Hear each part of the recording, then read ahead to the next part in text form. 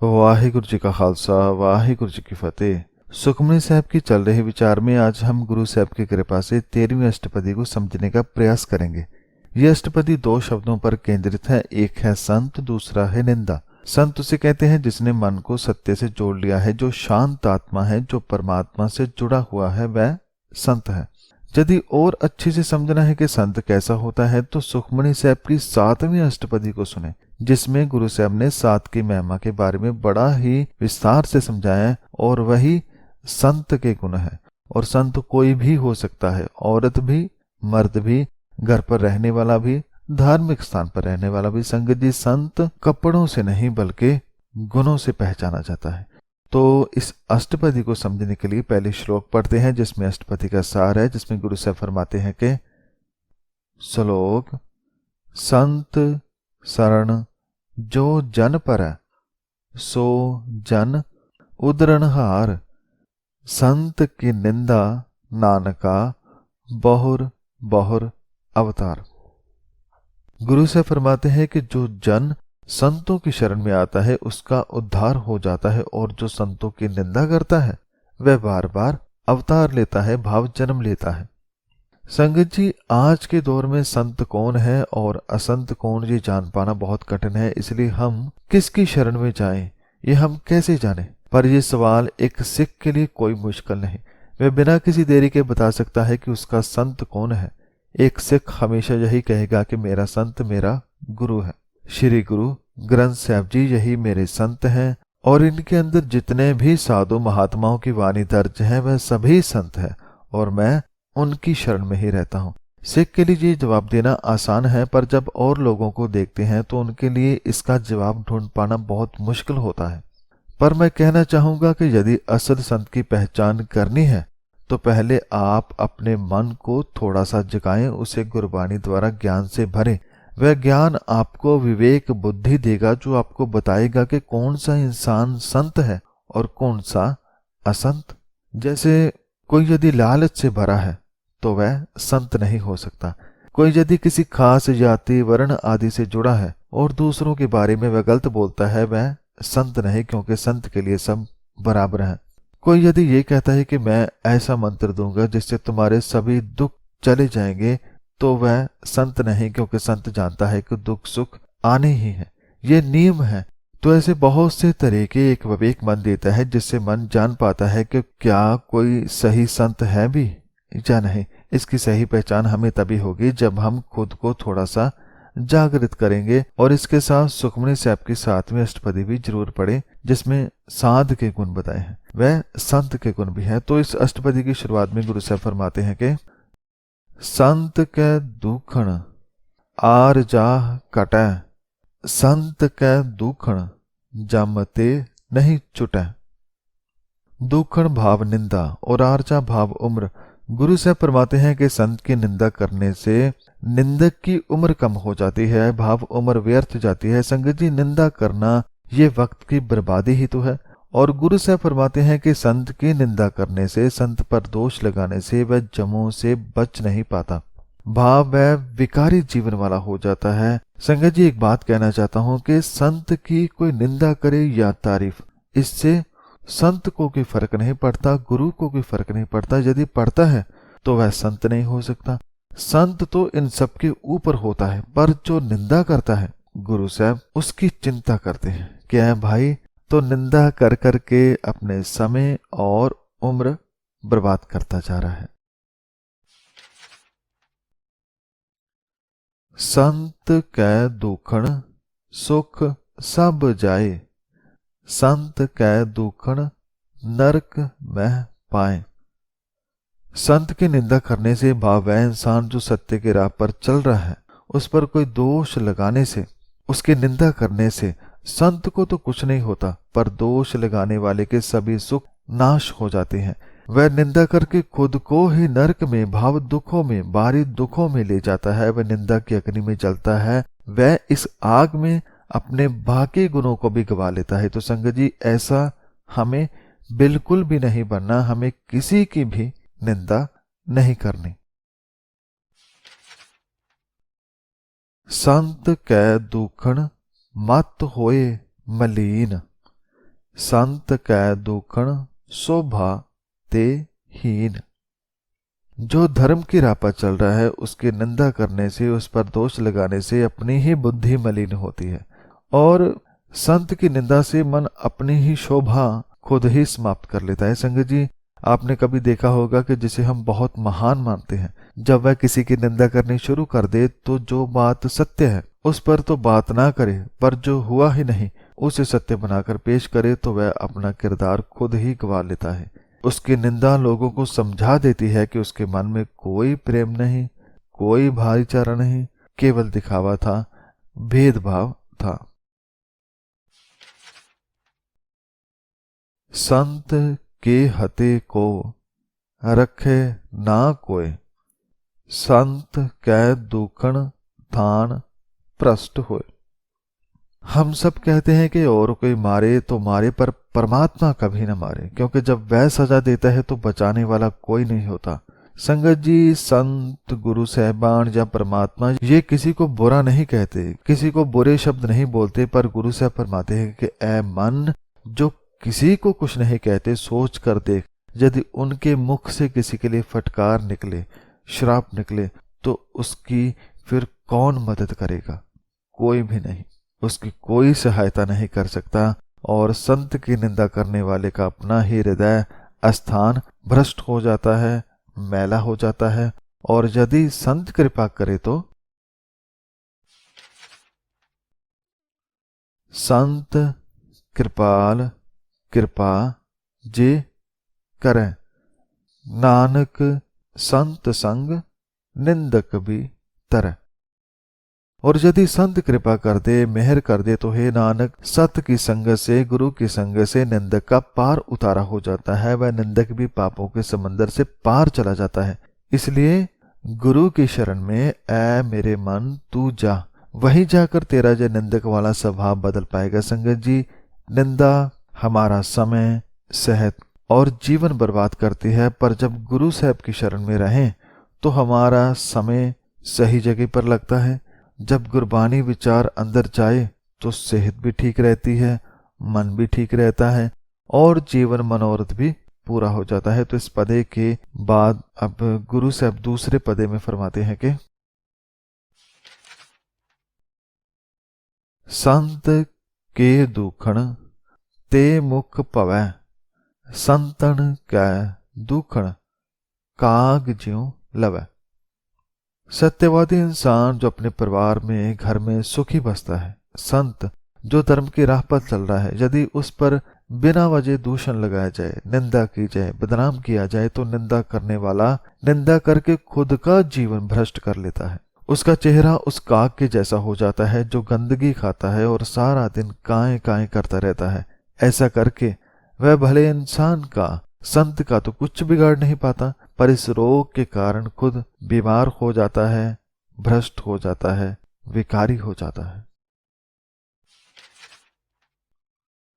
संतन कै दूखण सर्प जोन पाए, संत कै दूखण त्रिगद जोन किरमाए। और इतना ही नहीं, जो संत का दूखण करता है वह सर्प भाव सांप की जून में जाता है और इससे भी छोटी त्रिग्ध जून भाव छोटे छोटे कीड़े मकोड़ों की जून में जाता है। संगत जी, मरकर कहाँ जाएंगे, क्या होगा क्या पता, पर जीते जी जब हम निंदक बन जाते हैं तो हम अपने जीवन को कीड़े मकोड़ों की तरह जीते हैं, अर्थात गंदगी वाले विचारों में ही मन को गंदा कर लेते हैं। और हम इतने जहरीले हो जाते हैं कि हमारे विचार सांप की तरह औरों को डसते हैं, पर वह भूल जाते हैं कि वह ऐसा करके खुद कितने जहर से भर चुके हैं, ये वह नहीं जान पाते। और ये जहर ही उन्हें धीरे धीरे मारता जा रहा है, उसकी आत्मा को खत्म करता जा रहा है। संतन कै दूखण तृष्णा मह जल, संत कै दूखण सब को छल। जब विकारों की बात आती है, अवगुणों की बात आती है, तो जब हम एक बुरे विचार में फंसते हैं तो साथ में दूसरे अवगुण भी अपने आप आते चले जाते हैं। ये बुरी संगत का असर होता है। इसलिए गुरु साहब फरमाते हैं कि संत की निंदा करने वाला निंदा के जहर से तो मर ही रहा है, और ऊपर से इसे तृष्णा रोग भी लग जाता है, जो मन को आग की तरह चलाता है, और तृष्णा के साथ छल करने का रोग भी आ जाता है। भाव औरों को धोखा देने वाला भी निंदक बन जाता है। इसलिए इन सब रोगों से बचना है तो निंदा छोड़ो, गुरु की वाणी से जुड़कर मन से निंदा वाला अवगुण दूर करो, क्योंकि यदि ऐसे ही बने रहे तो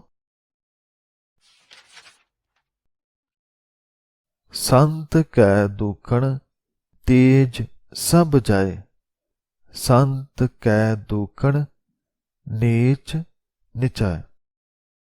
यदि हम ऐसे ही निंदक बने रहे, भले मनों पर दूषण लगाते रहे, साधु संत महात्माओं पर निंदा कसते रहे, तो उनका तो कुछ ना जाएगा, उनका जितना तेज है उतना ही रहेगा, पर हमारा तेज प्रताप सब नष्ट हो जाएगा और हम नीच सदाए जाएंगे, महानीच कहलाए जाएंगे। तो दूसरे पदे के आखिर में गुरु साहब फरमाते हैं कि संत दोखी का थाओ को नाह, नानक संत भावै ता ओए भी गत पाह। संत का दोखी का निंदा करने के कारण कोई सुख का सहारा नहीं बनता, क्योंकि निंदक ने अवगुण इकट्ठे करके जीवन को नष्ट कर लिया है। पर फिर भी इतना कुछ होने के बाद भी गुरु साहब फरमाते हैं कि यदि वह अब भी बदलने को राजी हो जाए, यदि उसे समझ आ जाए कि मैं निंदा करनी छोड़ना चाहता हूं, खुद का जीवन सुधारना चाहता हूं, तो हे सुधरने वाले मन, तू गुरु की शरण में जा। क्योंकि यदि संत गुरु चाहे तो वह निंदक के दुख दूर करके उसे निंदा से निकालकर परम गति प्रदान कर देता है, उसे प्रभु गुण देता है जो उसे दोबारा निंदा में जाने नहीं देते। तो संगत जी, आजकल हर इंसान इस रोग से पीड़ित है, पर मुश्किल ये है कि वह बदलना नहीं चाहता। हम रोज किसी न किसी की निंदा करते हैं, पर बाद में कभी न कभी सोचते हैं कि निंदा नहीं करनी चाहिए थी, ये सही नहीं, पर छूटती नहीं।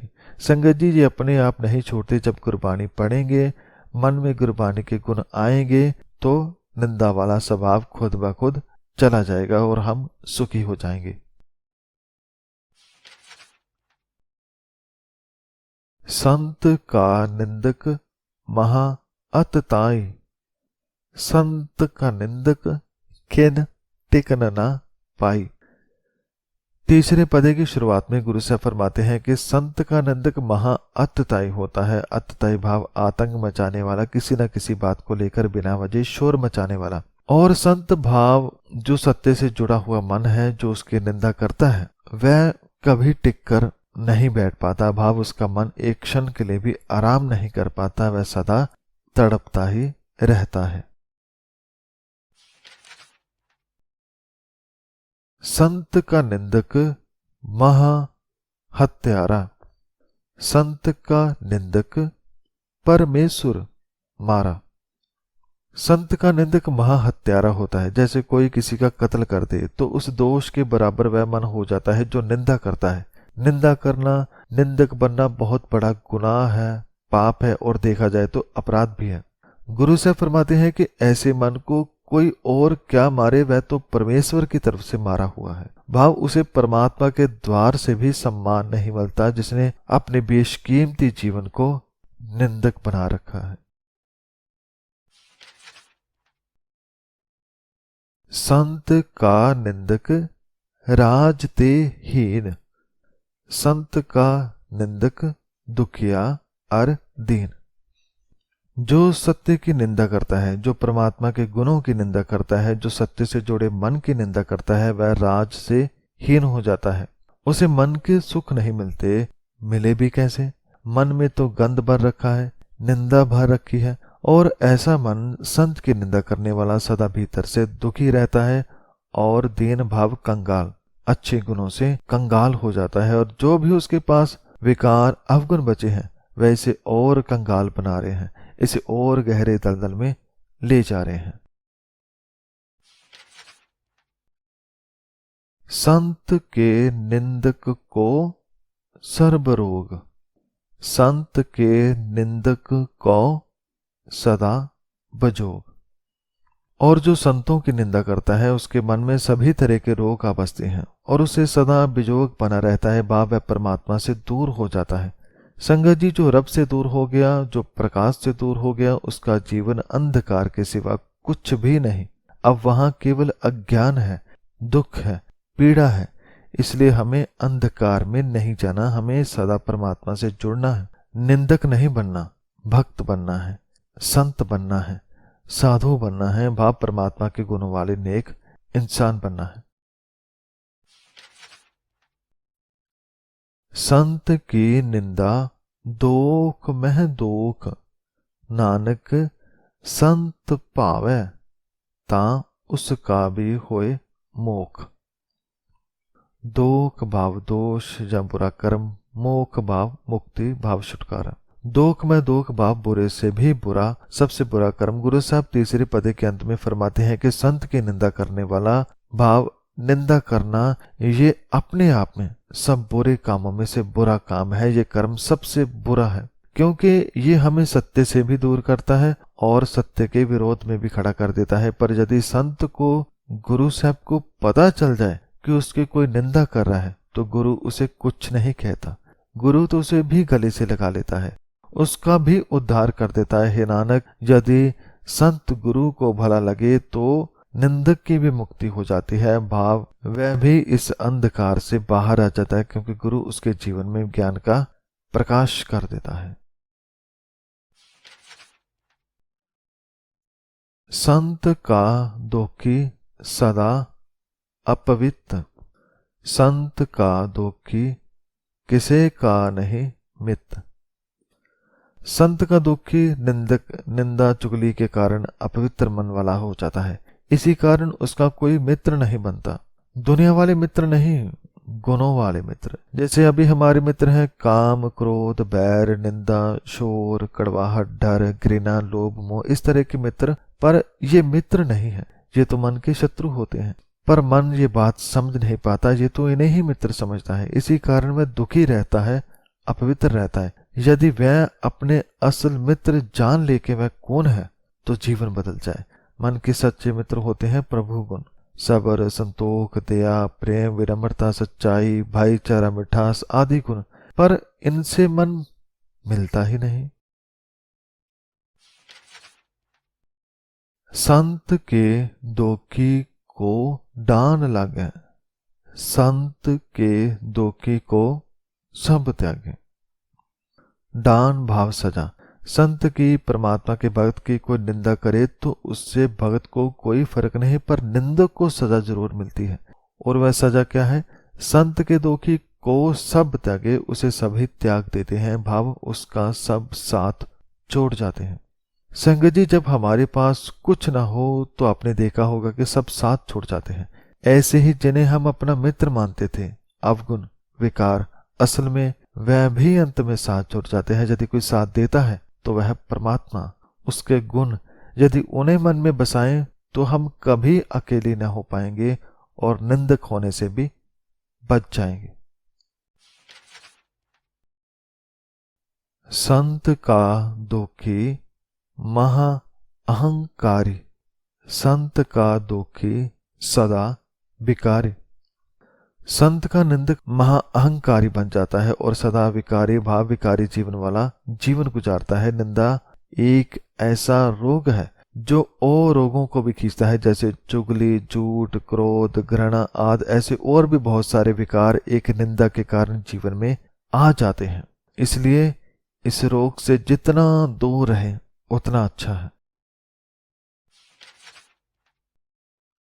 संत का दोखी जन्मै मरै, संत की दुखड़ा सुख ते टरै। संत का दोखी साधे हुए मन वाले पर दूषण लगाने वाला जन्मता मरता रहता है, भाव बहुत सारे विकारों में घिरा रहता है। कभी कौवा बनकर बोलता है, कभी सांप बनकर जहर घोलता है और इन्हीं के कारण सुख ते टरै, टरै भाव टल जाता है, वह सुखों से दूर हो जाता है। संगत जी, जो औरों के लिए खड्डे बनाए वह एक दिन उसमें खुद ही गिर जाता है। और एक बात याद रखें कि यदि हम निंदा करते हैं तो हम लोगों का विश्वास खो लेंगे, क्योंकि वह सोचते हैं जो हमसे निंदा करता है वह हमारी निंदा भी किसी से करता होगा। तो इस पदे के अंत में गुरु साहब फरमाते हैं कि संत के दोखी को नाही ठाओ, नानक संत भावै ता लय मिलाए। गुरु साहब फरमाते हैं कि संत के निंदक का कोई सहारा नहीं बनता।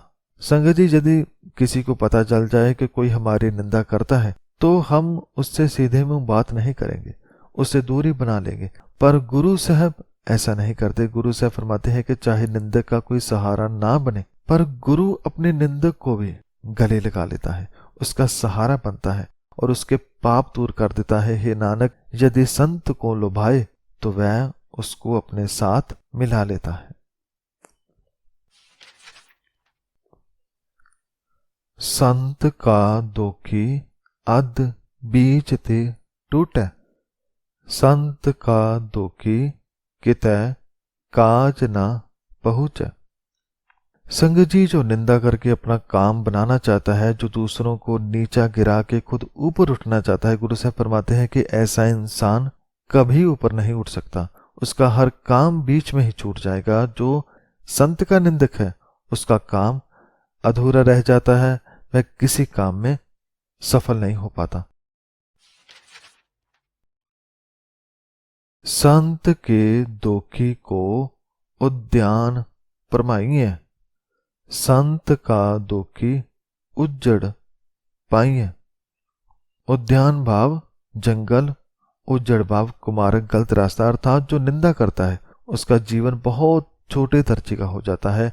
वह ऐसे जीवन व्यतीत कर रहा होता है जैसे किसी जंगल में वह भटक रहा हो, जिसे कोई पता नहीं कि कहाँ जाना है, क्या करना है। और ऐसा मन संत का निंदक रास्ते से भटककर कुमार्ग पर चला जाता है। वह जीवन की असल राह को छोड़कर जीवन से कोसों दूर चला जाता है, विकारी बन जाता है।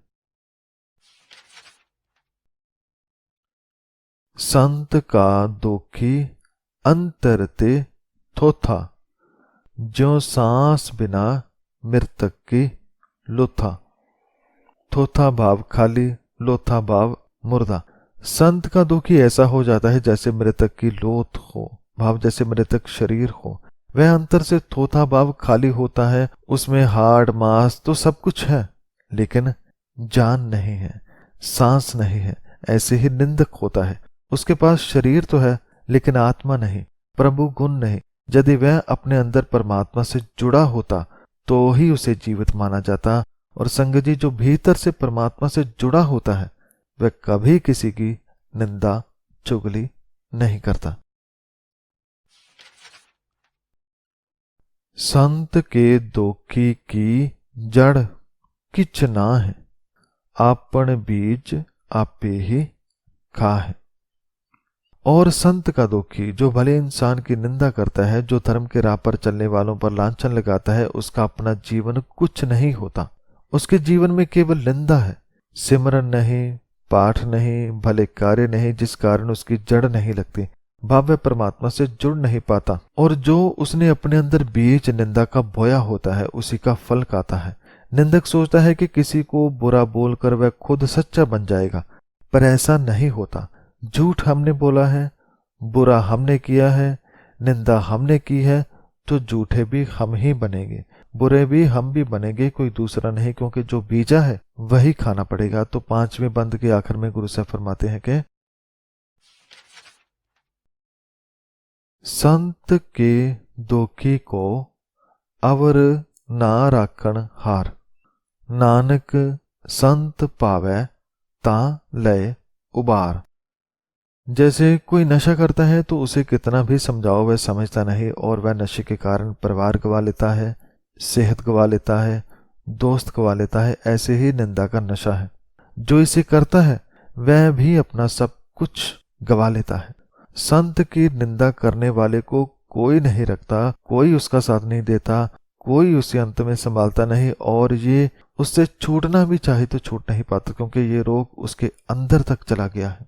पर यदि वह गुरु के पास चला जाए, उसे अपने मन की बात बताए, गुरु की वाणी से फिर वह अपना मन लगाए, तो उसका ये रोग धीरे धीरे ठीक हो सकता है। गुरु साहब फरमाते हैं कि हे नानक, यदि संत को भला लगे तो वह उसको बचा लेता है, उसे इस रोग से निकालकर अपने गले लगा लेता है।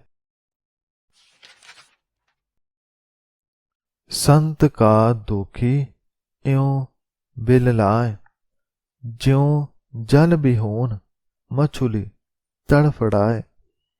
छठे पद में गुरु साहब फरमाते हैं कि यदि निंदा में लगे रहे तो ऐसे बिरलाए भाव संत की निंदा करने वाला ऐसे विलाप करता है जैसे जल के बिना मछली को पानी से निकाल दो तो तड़प तड़प कर मर जाती है। ऐसे ही निंदक भी तड़प तड़प कर अपनी आत्मा को मार लेता है, जो जल से दूर हो जाता है, जो परमात्मा से दूर होकर निंदक बन जाता है। संत का दुखी भूखा नहीं राजै, ज्यों पावक ईंधन नहीं त्रापै। संत का दुखी निंदक हमेशा भूखा ही रहता है, वह कभी तृप्त नहीं होता। उसे ऐसा निंदा का चस्का लगता है जैसे आग।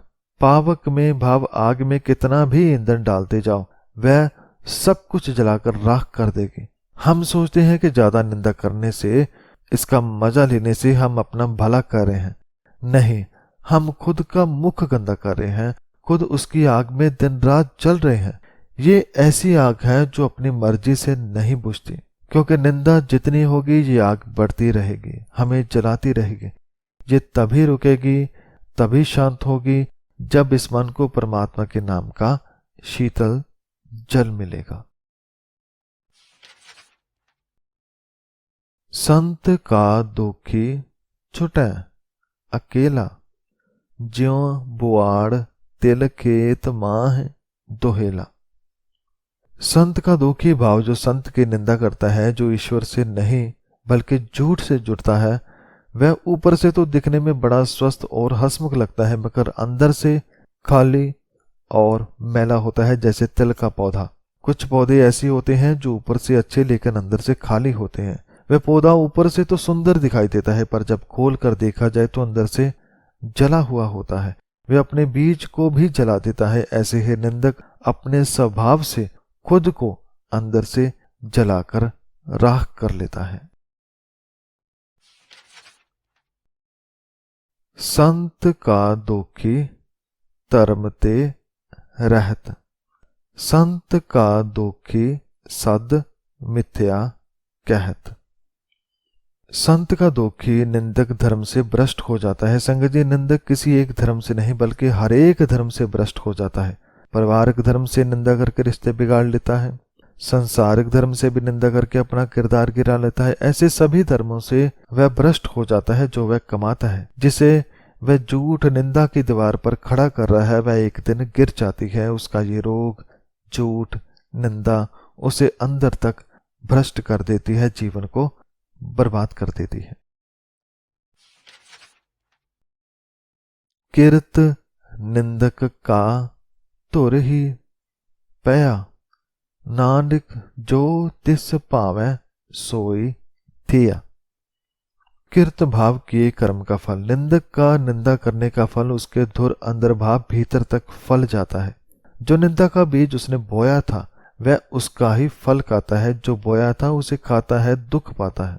पर गुरु साहब फिर से निंदक को गले लगाते हुए फरमाते हैं कि इसमें इसका क्या दोष, जैसा कुछ प्रभु को भला लगता है वही होता है। संगत जी, हम सभी में कितनी गलतियां हों, पर जब हम अपने मन को गुरु के आगे रख देते हैं तो गुरु साहब हमारी गलतियां, हमारे दोष नहीं देखता, बल्कि गुरु साहब हमारे अंदर क्या खूबियां हैं उसके बारे में हमें अवगत करवाते हैं। गुरु साहब हमें सत्य से जोड़कर, परमात्मा से जोड़कर नया जीवन देते हैं, जिसमें केवल प्रेम है, भरोसा है, निर्भयता है, सत्कार है, निंदा या अहंकार नहीं। संत का दुखी बिगड़ रूप होए जाए, संत के दुखी को दरगह मिले सजाए।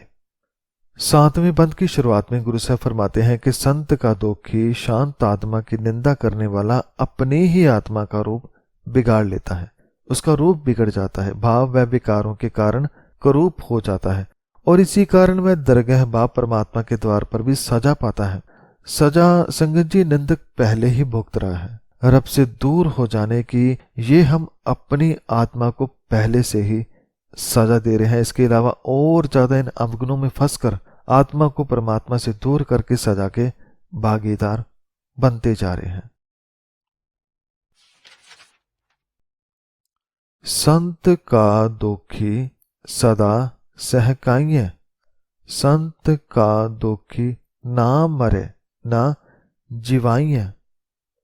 सहकाइए भाव सहकना तड़पना। गुरु साहब फरमाते हैं कि संत का दुखी सदा सहकता है, तड़पता है। वह बाहर से चाहे अच्छा भला दिखे पर अंदर से वह ना जीवित है और ना मरा हुआ।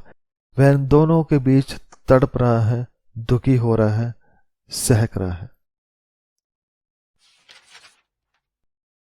संत के दुखी की पुजै ना आसा, संत का दुखी उठ चले निराशा।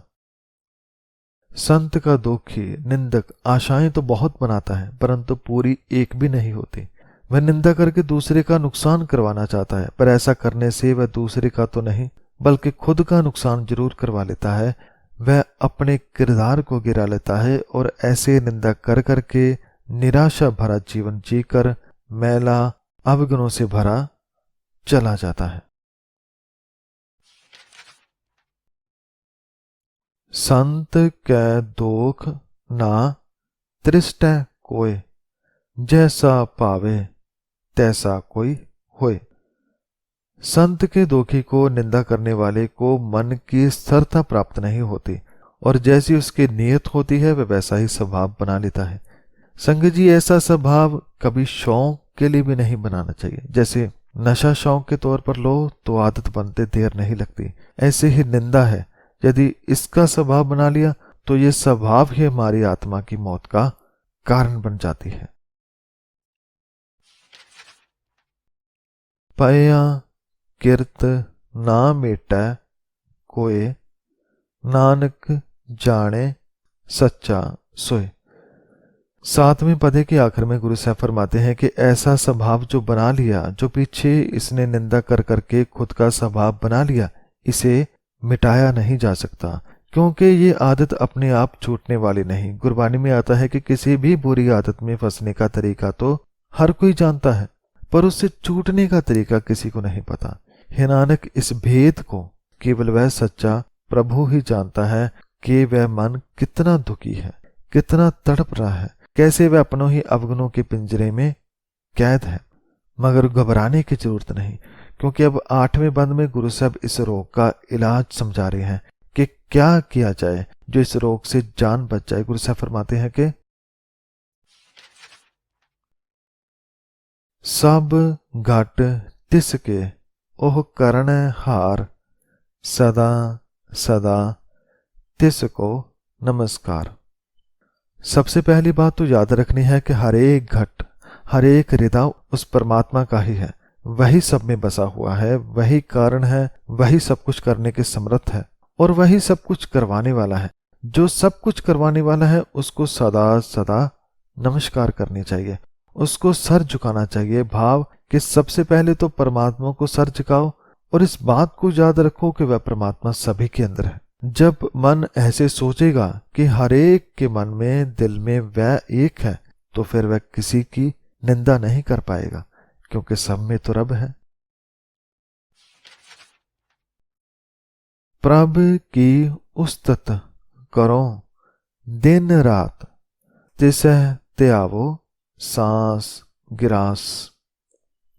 दूसरी बात गुरु साहब समझाते हैं कि निंदा को दूर करने के लिए मन को वह सब दो जो उसे जरूरी है। भाव मन में रब के गुण भरो ताकि मन परमात्मा के नाम से भर सके, गुणों से भर सके। जब मन गुणों से भरेगा तो निंदा अपने आप चली जाएगी। गुरु साहब फरमाते हैं कि ऐ मन, गुरु की वाणी द्वारा भगवान का गुणगान सदा ही करते रहो, दिन रात करते रहो। भाव उसे कभी ना भूलो, अपने हर श्वास एवं ग्रास से उसका ही ध्यान करते रहो। जब हर पल हम एक रब के बारे में सोचेंगे, उसके गुणों को पढ़ेंगे, सुनेंगे, समझेंगे, शब्द विचार करेंगे, कथा कीर्तन सुनेंगे तो मन खुद ब खुद इस तरफ लग जाएगा, और जब मन अच्छाई की ओर चल पड़ता है तो बुराई अपने आप मन से दूर हो जाती है। सब कछ वर्तै तिसका किया, जैसा करे तैसा को थिया। और जब मन सुधर जाता है तो मन अपने किए पर बहुत पछताता है कि मैं कैसा था, कैसे मैंने जीवन को बर्बाद कर लिया, निंदा में लग कर खुद को खुद का दुश्मन बना लिया। गुरु से फरमाते हैं कि यह भी उस मालिक का कोई खेल ही था, जैसा वह किसी को बनाता है वैसा ही कोई बन जाता है। बाब ईश्वर जैसे मनुष्य को बनाता है वैसा ही वह बन जाता है। इसलिए यदि निंदक थे तो उसमें भी कोई उसकी मर्जी होगी, और अब सुधर गए हो तो उसमें भी उसकी रजा है। इंसान को क्या से क्या बना दे ये तो वही जानता है। अपना खेल आप करने हार, दूसर कौन कहे विचार। इसलिए मन जो उसका खेल है उसे वही खेलता है। भाव वह इस जगत को चलाने वाला है, वही इस सब का निर्माता है, और वह जो करता है अपनी मर्जी से करता है, वह किसी और की सलाह नहीं लेता। और हमें भी उसके हुक्म को समझना है, और हमें जो खिलाड़ी बनाकर भेजा है उसमें अपना रोल बाखूबी निभाना है, पर उसे निभाने के लिए होश में रहना जरूरी है, नशे से दूर रहना है, विकारों के नशे से, निंदा से दूर रहना है। दूर रहने का तरीका जैसे कि बताया कि परमात्मा की वाणी से, उसके शब्दों से, गुणों से जुड़े रहना है। तो संगत जी, इस 13वीं अष्टपदी के अंत में गुरु साहब फरमाते हैं कि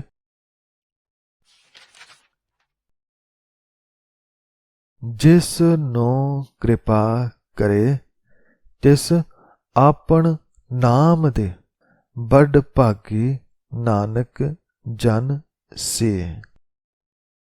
हे नानक, जिस पर वह कृपा करता है, मेहर करता है, उसे अपना नाम देता है, और वह जन वडभागी हो जाता है, भाव बड़े भाग्य वाला हो जाता है।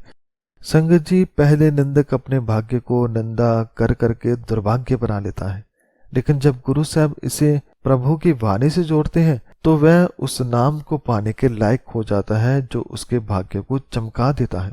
गुरु साहब मन को प्रभु गुणों से जोड़ देते हैं, और ऐसा करके मन अपने अंदर सब सुंदर गुणों वाले बीज लगा लेता है, सुंदर विचार उगा लेता है। और जैसे कि हम सब जानते हैं कि जैसे बीज बीजेंगे वैसा फल हम खाएंगे, वैसा भाग्य हमारा बन जाएगा। तो अब मन उसके नाम के फल खाता है, उस परमात्मा से सदा जुड़ा रहता है। तो संगत जी, ये थी 13वीं अष्टपदी की विचार। इस अष्टपदी में गुरु साहब ने हमें निंदा करने से क्या क्या नुकसान होते हैं उसके बारे में समझाया, और साथ में यह भी समझाया कि गुरु की निंदा करके गुरु का कुछ बिगाड़ नहीं सकते, लेकिन यदि गुरु के साथ जुड़ा जाए तो गुरु हमारे इस रोग से हमें जरूर छुड़ा देता है। तो संगत जी, हमें गुरु से जुड़ना है। गुरु हमारा संत है, हमारा साधु है। इनसे मिलकर गुरु की वाणी को पढ़ समझकर वाणी को मन में बसाना है, ताकि मन में अच्छे अच्छे गुण भर सकें, हम परमात्मा से एक हो सकें और अपने जीवन को सफल कर सकें। तो अंत में आप सबका धन्यवाद, और धन्यवाद साहब श्री गुरु ग्रंथ साहब जी का। उनको बार बार प्रणाम है, कोटि कोटि नमन है, जो इस विचार को उन्होंने हमें समझाया और एक अच्छी राह पर चलने का संदेश दिया। और आप सब संगत का भी बहुत बहुत धन्यवाद। वाहिगुरु जी का खालसा, वाहिगुरु जी की फतेह।